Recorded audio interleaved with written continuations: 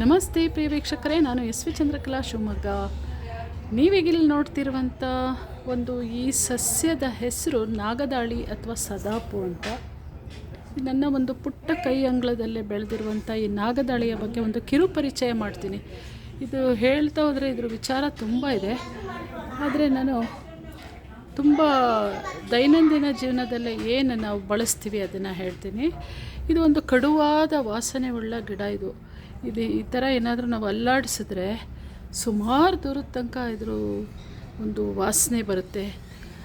First ಮೊದಲು ನಮಗೆ ಈ ವಾಸನೆ ಹಿಡಿಸಲ್ಲ, ಆದರೆ ಇದನ್ನು ಈಗ ನೋಡಿ ನಾನು ವಿಡಿಯೋ ಮಾಡ್ತಾನೆ ಹಿಂಗೆ ಅಲ್ಲಾಡಿಸ್ತಿದ್ದೀನಿ, ಅಷ್ಟು ಮೂಗಿಗೆ ಬಡಿತಾ ಇದೆ, ಕಡುವಾದ ವಾಸನೆ. ಆಮೇಲೆ ನಮಗೊಂಥರ ಅಡಿಕ್ಷನ್ ಥರ ಆಗಿಬಿಡುತ್ತೆ. ದಿನ ಒಂಚೂರು ಸುವಾಸನೆ ನೋಡೋದ್ರಿಂದ ನಮಗೇನೋ ದೇಹದಲ್ಲೇ ಉಸಿರಾಟಕ್ಕೊಂದು ಹಿತ ಆದಂಗೆ ಆಗುತ್ತೆ.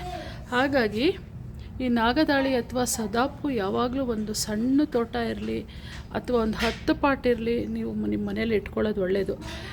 ಇದು ಹೆಚ್ಚಾಗಿ ಯಾರನ್ನು ಕೇಳಿದ್ರೆ ಹೇಳೋದು ಇದಿದ್ದರೆ ಹಾವು ಬರಲ್ಲ, ಬೆಕ್ಕು ಬರಲ್ಲ, ಇಲಿ ಹೆಗ್ಗಣ ಬರಲ್ಲ ಅಂತ ಇಲ್ಲ.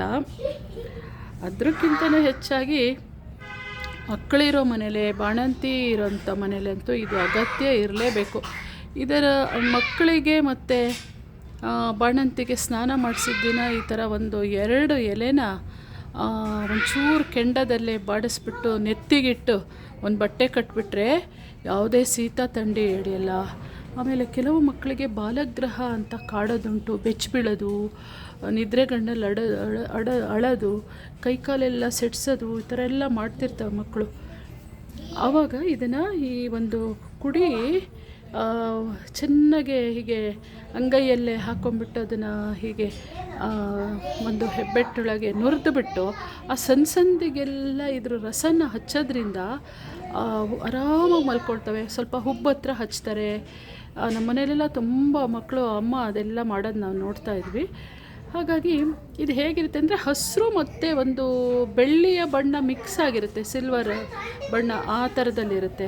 ಆಮೇಲೆ ಆಯುರ್ವೇದದ ಒಂದು ವೈದ್ಯಕೀಯ ಔಷಧೋಪಚಾರದಲ್ಲೇ ಹಲವು ಕಾಯಿಲೆಗಳಿಗೆ ಇದನ್ನು ಬಳಸ್ತಾರೆ. ಹಾಗೆ ಇದರಲ್ಲೊಂದು ಆಯಿಲ್ ತೆಗಿತಾರೆ. ಆ ಆಯಿಲ್ ಏನಕ್ಕೆಪ್ಪ ಅಂತ ಹೇಳಿದ್ರೆ ಈ ಅಪರೂಪದ ಕೆಲವು ಕೀಟಗಳು ಕಚ್ಚಿರುತ್ತೆ, ಕಪ್ಪೆ ಕಚ್ಚುತ್ತಂತೆ, ಮತ್ತು ಬೇರೆ ಥರ ಯಾವುದ್ಯಾವುದೋ ವಿಷ ಜಂತುಗಳೆಲ್ಲ ಕಚ್ಚಿದಾಗ ಇದರಲ್ಲಿ ತೆಗಿಯೋಂಥ ಒಂದು ಆಯಿಲ್ ಏನಿರುತ್ತೆ ಅದನ್ನು ಔಷಧೋಪಚಾರದಲ್ಲಿ ಬಳಸ್ತಾರೆ ಅಂತ ಹೇಳಿ. ಮತ್ತು ಶೀತ, ಕೆಮ್ಮು, ಕಫ ಬರೆದಿದ್ದಂಗೆ ತಡೆಯುತ್ತಿದ್ದು. ಮುಖ್ಯವಾಗಿ ಇದನ್ನು ಇದರ ಒಂದು ವಾಸನೆಗೆ ಕೆಲವು ಅದೇ ಈ ಹಾವು ಹೆಗ್ಗಣ ಇಂಥದ್ದೆಲ್ಲ ಮೂರ್ಛೆ ಬೀಳೋದು ಉಂಟು. ಹಾಗೆ ಮೂರ್ಛೆ ಹೋದವ್ರು ಸಹಿತ ಇದರ ಒಂದು ಹುಂಡು ರಸವನ್ನು ಮೂಗತ್ರ ಹಿಡಿದ್ರೆ ಎಚ್ಚರಗೊಳ್ಳೋದು ಉಂಟು ಅಂತ. ಹೀಗೆ ಹಲವಾರು ಉಪಯೋಗ ಉಳ್ಳಂಥ ಈ ಒಂದು ಸದಾಪಿನ ಗಿಡ ನೀವು ಈ ಥರ ಪಾಟಲ್ಲೂ ಬೆಳೆಸ್ಕೋಬೋದು. ಈ ಪಾಟಲ್ಲಾದರೆ ಒಂದು 2-2.5 ಅಡಿ ನೋಡಿ. ಇವಾಗ ನಾನು ಸಣ್ಣ ಪಾಟಲ್ಲಿ ಬೆಳೆಸ್ತೀನಿ.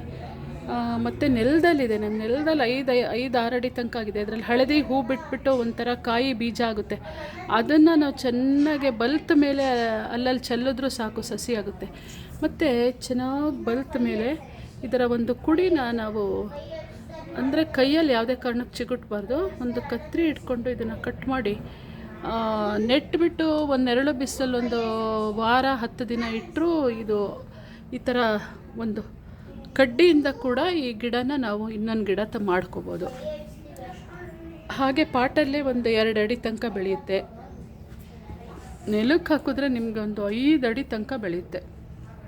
ನಾನು ಸುಮಾರು ನೆಲಕ್ಕೂ ಹಾಕಿದ್ದೀನಿ. ಹಳದಿ ಸಾಸಿವೆ ಗಿಡದಲ್ಲಿ ಹಳದಿ ಹೂ ಬಿಡುತ್ತಲ್ಲ ಆ ಥರ ಬಿಡುತ್ತದು. ಆದರೆ ನಾವು ಈ ಗಿಡನ ಕಾಪಾಡಿಟ್ಕೊಬೇಕು. ಸುಮ್ಮನೆ ಕೆಲವ್ರಿಗೆ ನಾವು ಹೇಳ್ತಾ ಕೈಯಲ್ಲೇ ಚಿಗುಟ್ಬಿಡ್ತಾರೆ ಗೊತ್ತಿಲ್ದಂಗೆ, ಗಿಡ ಹಾಳಾಗಿಬಿಡುತ್ತೆ, ಒಣಗ್ತಾ ಬಂದುಬಿಡುತ್ತೆ. ಆಮೇಲೆ ಇದನ್ನು ಸ್ವಲ್ಪ ಶುದ್ಧವಾದ ಜಾಗದಲ್ಲಿ ಇಡಬೇಕು. ಈ ಮುಡ್ಚೆಟ್ಟು ಅಂತ ಹೇಳ್ತಾರೆ ನೋಡಿ, ಆ ಥರ ಎಲ್ಲ ಆಗಬಾರ್ದು ಅಂತ ಹೇಳ್ತಾರೆ. ಈಗ ತುಳಸಿನ ನಾವೆಷ್ಟು ಪವಿತ್ರವಾಗಿ ಇಡ್ತೀವಿ, ಶುದ್ಧವಾದ ಜಾಗದಲ್ಲಿ ಇಟ್ಟು ಶುದ್ಧವಾದ ನೀರು, ಯಾವ ನೀರು ಬೇಕೋ ಆ ನೀರು ಅರ್ಚಂಗಿಲ್ಲ. ಇದು ನೋಡಿದ್ರಲ್ಲ ಪ್ರಿಯ ವೀಕ್ಷಕರೇ, ನನಗೆ ಗೊತ್ತಿರುವಂಥ ಈ ಸದಾಪು ಅಥವಾ ನಾಗದಾಳಿ ಗಿಡದ ಬಗ್ಗೆ ನಿಮಗೊಂದಿಷ್ಟು ಮಾಹಿತಿ ಹೇಳಿದ್ದೀನಿ. ನೀವು ಕೂಡ ನಿಮ್ಮ ಒಂದು ಸಣ್ಣ ಕೈ ತೋಟದಲ್ಲಿ ಈ ಥರ ಎಲ್ಲ ಒಂದು ಉಪಯುಕ್ತವಾದ ಒಂದೊಂದು ಗಿಡ ಬೆಳೆಸ್ಕೊಳ್ಳಿ ಅಂತ ಹೇಳ್ತಾ ನಮ್ಮ ಕಣ್ಣೆದುರಿಗೆ ಎಷ್ಟೋ ಮೆಡಿಸಿನಲ್ ಪ್ಲ್ಯಾಂಟ್ಸ್ ಇರುತ್ತೆ. ನನ್ನಲ್ಲೂ ಸುಮಾರು 25ಕ್ಕೂ ಹೆಚ್ಚು ಮೆಡಿಸಿನಲ್ ಪ್ಲ್ಯಾಂಟ್ಸ್ ಇದೆ. ನಾನು ಒಂದೊಂದೇ ತಿಳಿಸ್ತೀನಿ. ಮೊನ್ನೆ ಕೂಡ ಅಲೋವೆರಾದ ನಾನು ಹಾಕಿದ್ದೆ.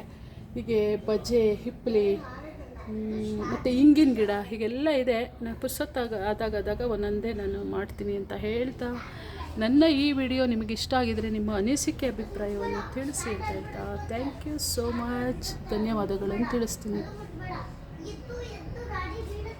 ನಿಮಗೆ ಈ ವಿಡಿಯೋ ಇಷ್ಟ ಆದರೆ ನನ್ನ ಹಿಂದಿನ ಎಲ್ಲ ವಿಡಿಯೋಗಳಿಗೂ ಸ್ವಲ್ಪ ಸಬ್ಸ್ಕ್ರೈಬ್ ಮಾಡಿ ಅಂತ ಕೇಳ್ಕೊಳ್ತಾ ನಾನು ಇಲ್ಲಿಗೆ ಈ ವಿಡಿಯೋ ಮುಗಿಸ್ತಿದ್ದೀನಿ. Thank you.